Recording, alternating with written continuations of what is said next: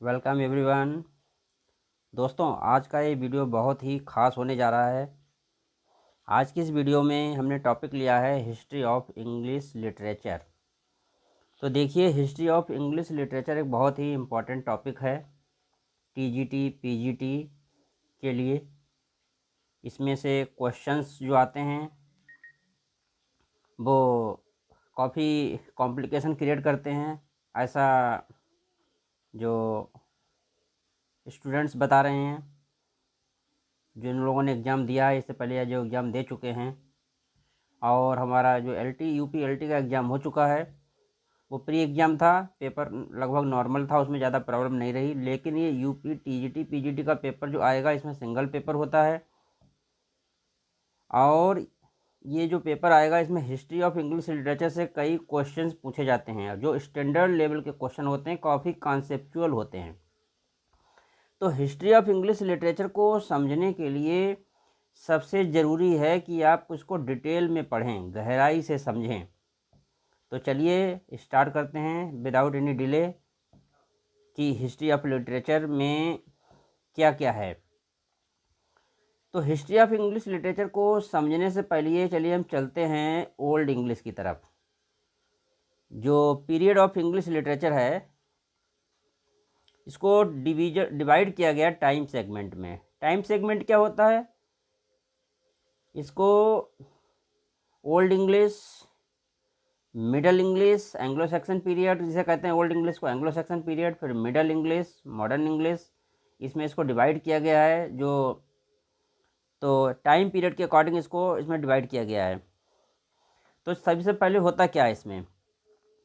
सबसे पहले 350 में क्या होता है, ये बात है 350 की।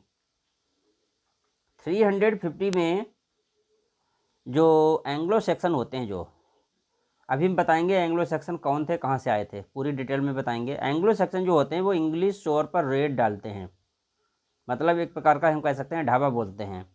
लेकिन जो रोमन लोग होते हैं वो उनको पीट पीट कर वहाँ से भगा देते हैं। रीज़न क्या था? क्योंकि एंग्लो सेक्सन के आने से पहले ब्रिटेन पर रोमन्स लोग रहा करते थे, ये तो सभी जानते होंगे।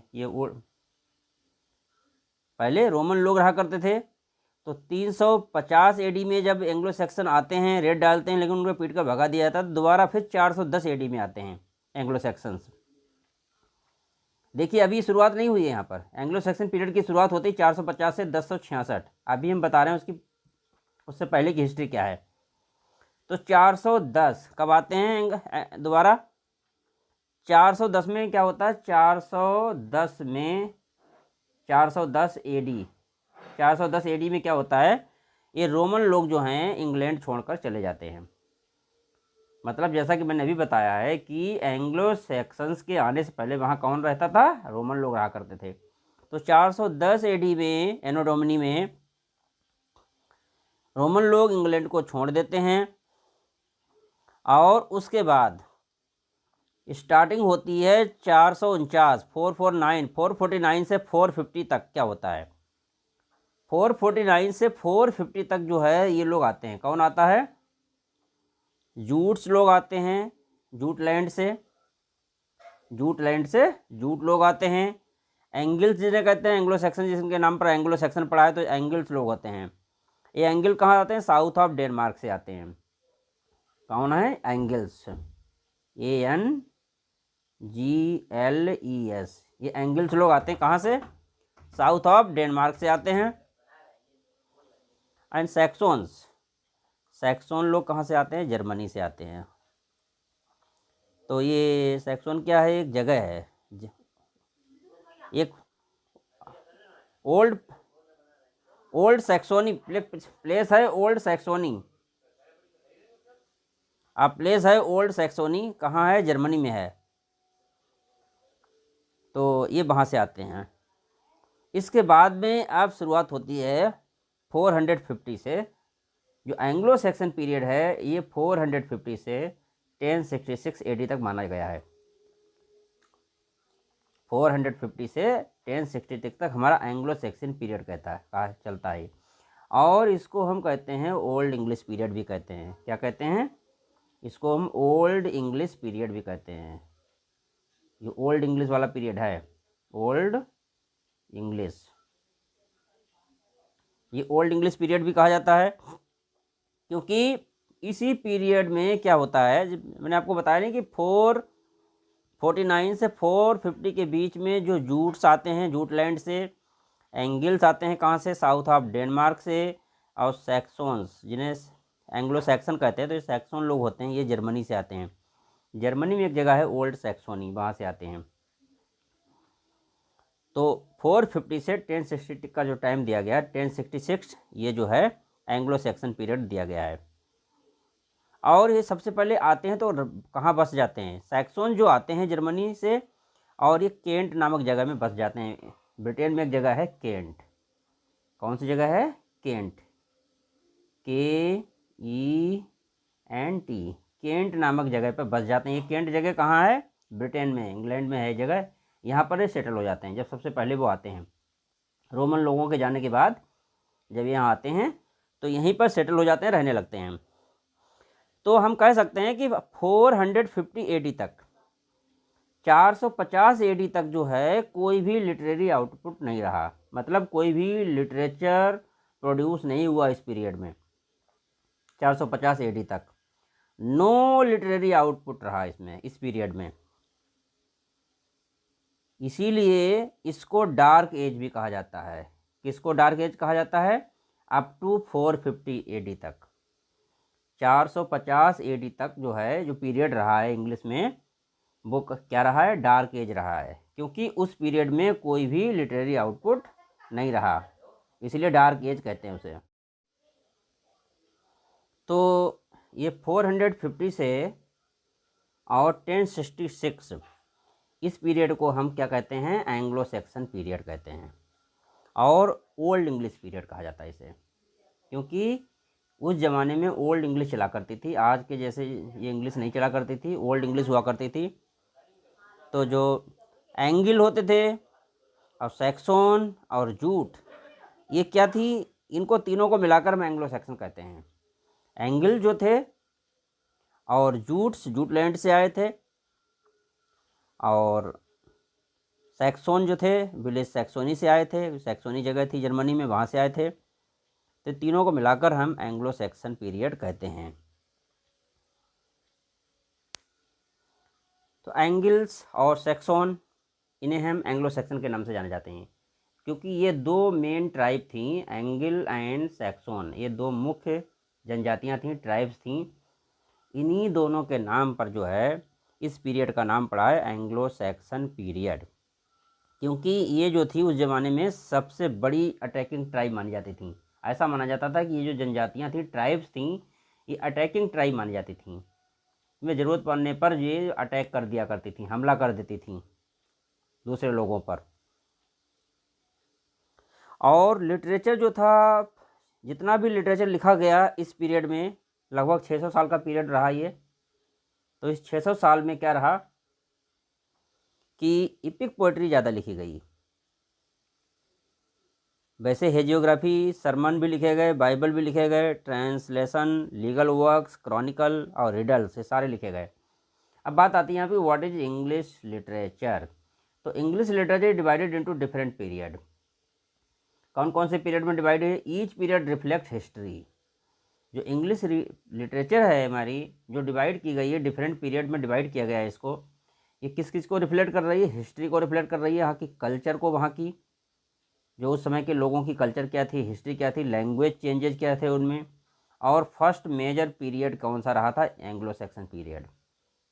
तो इंग्लिश लिटरेचर जो बता रही है वो फर्स्ट मेजर पीरियड को ज़्यादा फोकस कर रही है, डिस्क्राइब कर रही है। जो एंग्लो सैक्सन पीरियड जो था वो फर्स्ट मेजर पीरियड रहा था, एंग्लो सैक्सन पीरियड। ये टाइमलाइन पूरी दी गई है यहाँ पर, पूरा डिस्क्राइब किया गया है जो इंग्लैंड की टाइमलाइन है कि 350 AD में क्या हुआ था। एंग्लो सैक्सन जो थे, इन्हें रेड डाली थी कहाँ, ब्रिटिश शोर पर। जो ब्रिटिश शोर्स पर इन्होंने रेड डाली थी, कब, 350 AD में ये रेड डाली थी इन्होंने।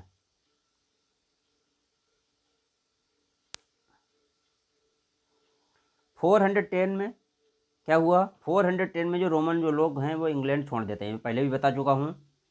और 449 से 450 तक का क्या है, arrival of Jutes, Angles and Saxon, ये इसी पीरियड में आए। 449 से 450 के बीच में ये इन्होंने एंट्री की थी, ये इंग्लैंड पहुँचे थे, मतलब ब्रिटेन आए थे ये। और 450 AD में क्या हो गया, जो सैक्सन होते हैं जिनके नाम पर एंग्लो सैक्सन पीरियड चल रहा है, ये जो सैक्सन आए थे, जर्मनी में एक जगह है वहाँ से आए थे, सैक्सोनी से बोलते हैं, ओल्ड सैक्सोनी। तो ये 450 AD में आए और आकर एक केंट नामक जगह है ब्रिटेन में, वहाँ पर ये सेटल हो गए थे। तो इसलिए हम अप टू 450 तक क्या कह सकते हैं, up to 450 AD there was no literary output, मतलब लिटरेचर का कोई विशेष आउटपुट, विशेष के बिल्कुल ही आउटपुट रहा ही नहीं इस पीरियड में। 450 तक, इसीलिए इसे हम डार्क एज कहते हैं। क्यों कहते हैं डार्क एज, इसलिए क्योंकि इस पीरियड में 450 AD तक कोई भी लिटरेचर प्रोड्यूस नहीं हुआ, कोई भी आउटपुट नहीं रहा लिटरेचर का। उसके बाद में स्टार्टिंग होती है एंग्लो सैक्सन पीरियड की। तो इसका पीरियड का टाइम जो है, टाइमलाइन है 450 से 1066, ये इसका टाइमलाइन है। 450 से 1066 के ये एंग्लो सैक्सन पीरियड का टाइमलाइन है। मतलब ये ओल्ड सेक्शन पीरियड कह दो इसे, चाहें आप इसे ओल्ड इंग्लिश पीरियड भी कह सकते हो, क्योंकि इस ज़माने में ओल्ड इंग्लिश लिखी जाती थी। तो जो एंग्लो सैक्सन पीरियड में ओल्ड इंग्लिश पीरियड कहते हैं, इसमें एंगिल थे, सैक्सन थे और जूट थे, इनको हम तीनों को मिलाकर हम एंग्लो सैक्सन कहते थे। जूट जो थी वो ज़्यादा इम्पोर्टेंट ट्राइब नहीं थी, लेकिन एंगिल और सैक्सन ये दो मेजर ट्राइब मानी जाती थी, इसीलिए इन दोनों के नाम पर इसका नाम रख दिया गया एंग्लो सैक्सन पीरियड। एंगिल और सैक्सन जो थे ये मतलब मेजर ट्राइब मानी जाती थी। तो ये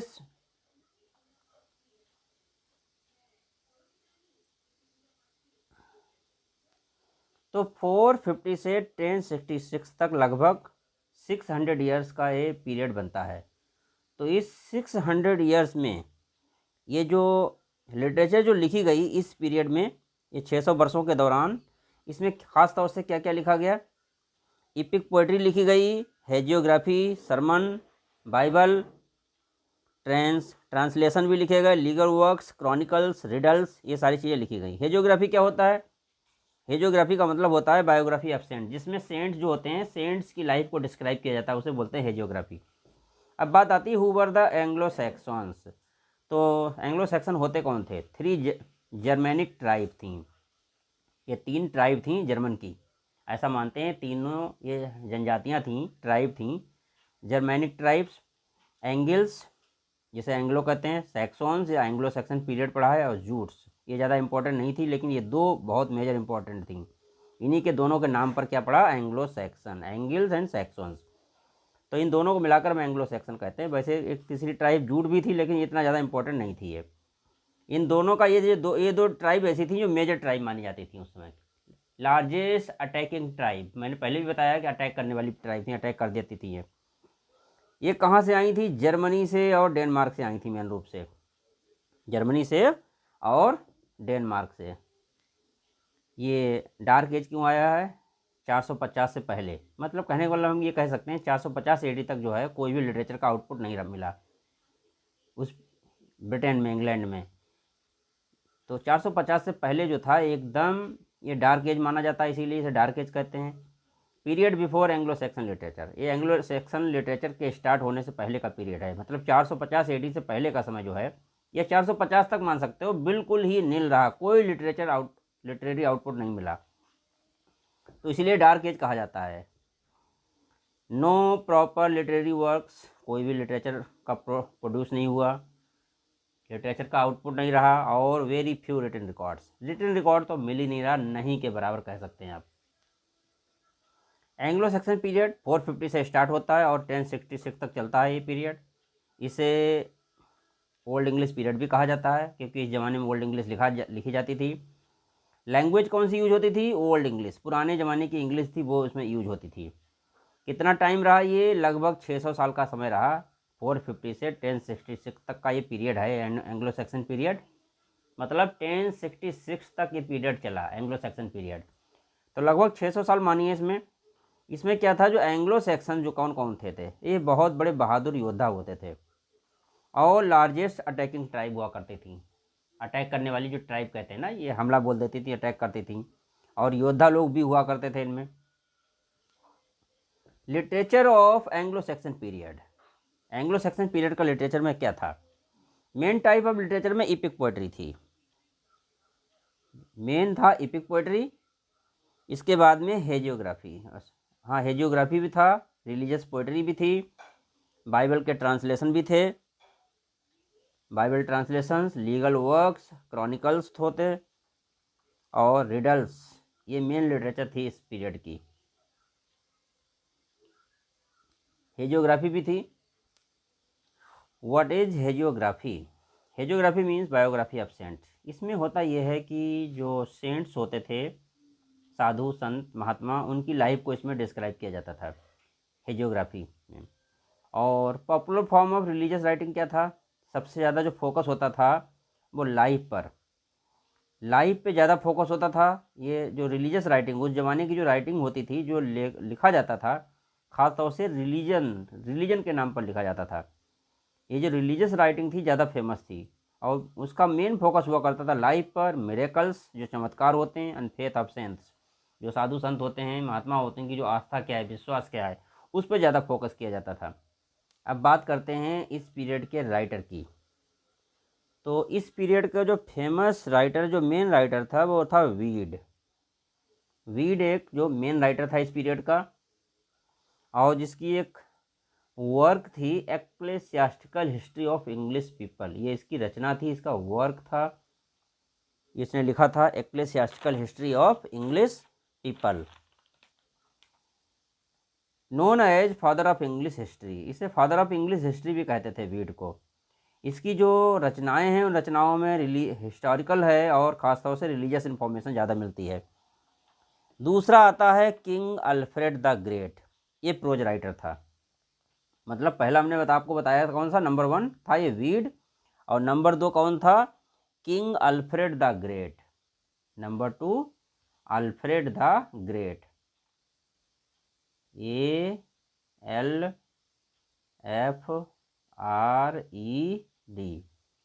किंग अल्फ्रेड द ग्रेट नाम था इसका, ये प्रोज राइटर था। और एक साइने वुल्फ भी था, और कैडमैन भी थे, साइने वुल्फ और कैडमैन। और जो लॉन्ग नैरेटिव पोएम जो थी, वो बियोवुल्फ थी इस पीरियड की। अगर इस पीरियड की सबसे बड़ी लॉन्ग नैरेटिव पोएम की बात करें, जो नैरेटिव पोएम होती है, वो थी बियोवुल्फ। बियोवुल्फ मीन्स BEO और WULF,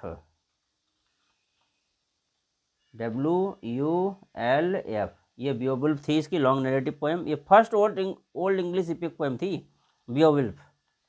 बियोवुल्फ को first old English EPIC poem माना जाता है, इसे first old English EPIC poem Beowulf है। दूसरी थी विडसिथ, WIDSITH, विडसिथ थी लॉन्ग नैरेटिव पोएम।